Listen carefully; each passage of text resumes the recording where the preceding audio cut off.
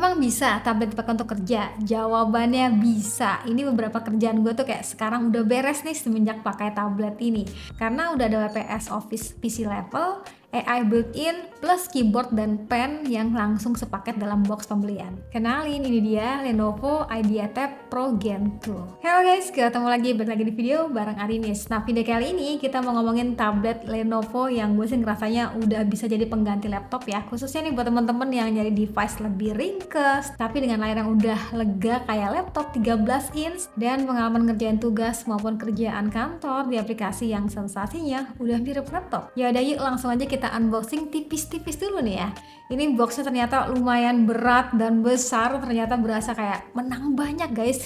Di sini ada tabletnya, lalu dapetin Lenovo Tab Pen Plus, keyboard 2-in-1, chargeran dan juga kabel C2C. Lalu yang terakhir buku panduan singkat dan juga kartu garansi. Ini sih benar paket lengkap, nggak usah tuh ya kayak jajan lagi tuh beli stylus terpisah ataupun keyboard terpisah, udah all in one kayak lebih cuan kan.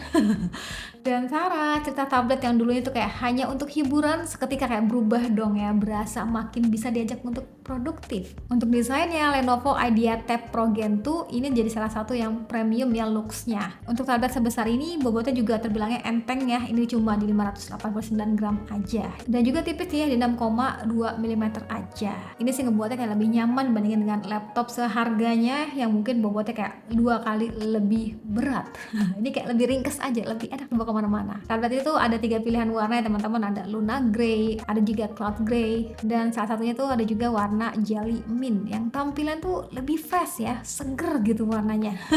Bikin kita kayak semangat ngerjain tugas guys. Ayo.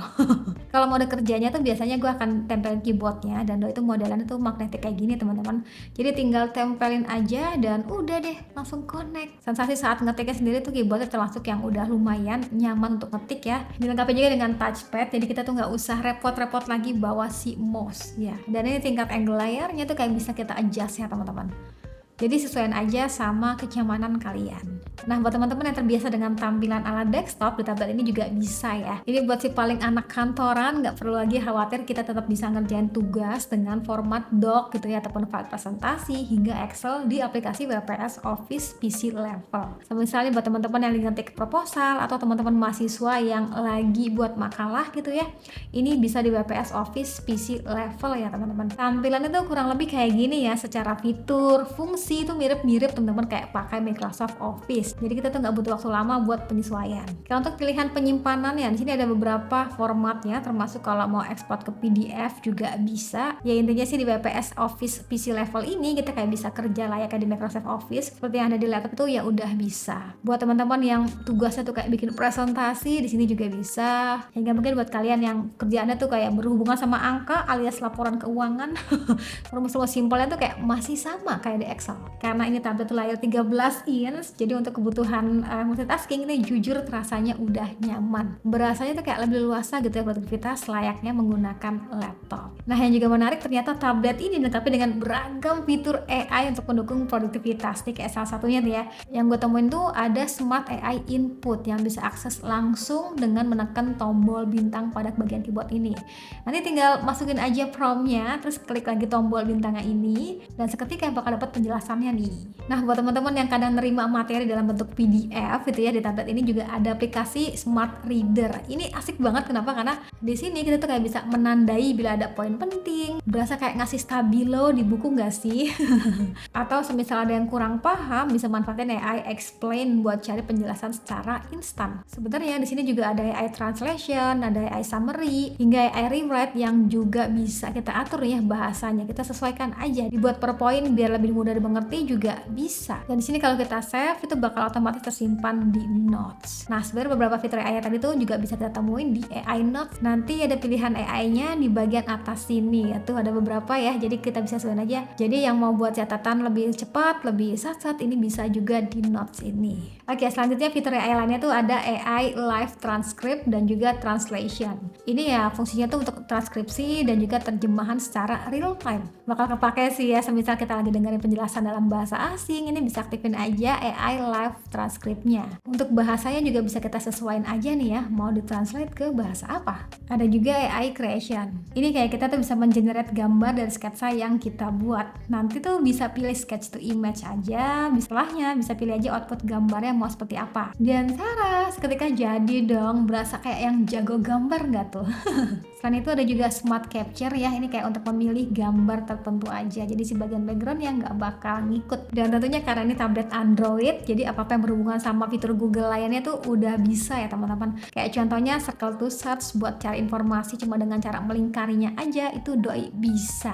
Wah, asik nggak tuh ya, tablet yang punya banyak fitur AI, bisa support aktivitas daily kita jadi lebih simple. Nah enaknya tuh saat pakai tablet ini, layarnya kan gede banget tuh ya, sekitar 13 inch loh ya, meski ya bezelnya tergolong yang udah standar aja, bukannya tipis-tipis banget. Tapi menariknya, layar ini termasuk yang jernih ya, karena resolusinya tuh di 3,5K loh ya. Dan refresh rate pun tinggi di 144Hz. Jadi lebih smooth aja tuh. Dengan resolusi yang tinggi, tampilan layarnya tuh tajam banget ya, detailnya tuh halus. Dipakai untuk kebutuhan nonton tuh ya enak banget ya. Atau dipakai di tempat yang terang pun masih nyaman ya, karena kecerahannya tuh bisa sampai 800 nits. Tablet ini juga sudah support dengan Lenovo Tab Pen Plus. Ini udah termasuk dalam box pembelian, jadi nggak usah beli-beli lagi. Mantep gak tuh?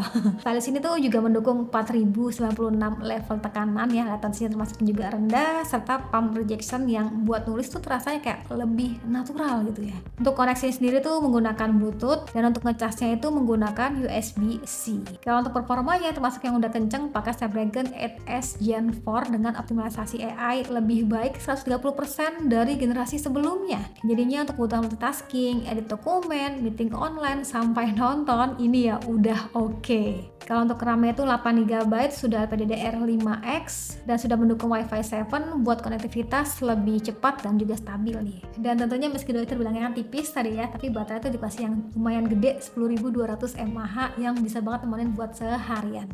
Hai, ini contoh rekaman kamera depannya, jadi sebagai gambaran lah kalau misalkan teman-teman kebutuhannya buat meeting online atau buat belajar online gitu ya. Ini bisa nih buat gambaran aja nih. So far sih ngeliat di layar, wajahnya nampak bersih. Karena emang ada bantuan lighting sejatinya. Sebenarnya juga ini kayak di ruang studio aja. Jadi teman-teman bisa langsung komentar menurutnya untuk hasil suaranya tuh bakal kayak gimana. Sebenarnya tablet ini tuh nggak melulu soal kerja cuan. Jadi tablet ini juga asik banget bila kebutuhannya kalau untuk nonton drakor gitu ya, ini kayak dijamin makin betah. Ya jujur aja gue happy sih ya misalkan pakai tablet ini buat kebutuhan hiburan, karena layarnya tuh lega dan juga jernih kan. Dan ditambah lagi dengan quad JBL speaker dan juga support Dolby Atmos. Oke, jadi kesimpulannya apakah Lenovo IdeaTab Pro Gen 2 ini tuh bisa menggantikan laptop? So far sih buat gue nih ya yang biasa kayak kebutuhan daily as content creator gitu ya, kayak ngetik script gitu ya sambil tanya-tanya AI gitu itu ya, ini doi bakal bisa ngasih solusinya. Atau kayak buat meeting online gitu ya, sampai hiburan nonton, ini juga bisa banget. Apalagi sudah dilengkapi dengan WPS Office PC level kan, dengan keyboard dan juga stylus, ini kayak udah berasa disulap jadi device untuk mendukung produktivitas. Dan juga ini bobotnya termasuk yang ringan kan dibandingkan dengan laptop seharganya, jadi kayak berasa lebih ringkas pada saat dibawa mobile. Kayak misalkan buat teman-teman yang suka meeting di cafe atau misalkan kayak meeting di mana gitu ya, ini bakal lebih ringkas aja. Nah buat teman-teman yang tertarik sama Lenovo IdeaTab Pro Gen 2, ini tuh bisa didapetin mulai dari harga 9,8 jutaan. Udah paket lengkap dari mulai sisi aksesorisnya hingga fitur AI untuk mendukung produktivitasmu. Nah, kalau menurut teman-teman kayak gimana tentang tablet ini? Apakah cocok menggantikan laptop? Atau mungkin ada yang udah pernah kerja full gitu pakai laptop? Boleh aja tulis kolom komentar ya, suka dukanya. Sip, sekian dari gue, terima kasih sudah nonton sampai akhir video. Jangan lupa like videonya, jangan lupa juga subscribe juga channelnya. Dan sampai ketemu lagi di video selanjutnya. Sekian dari gue lagi, dan saatnya bilang, see you, bye-bye.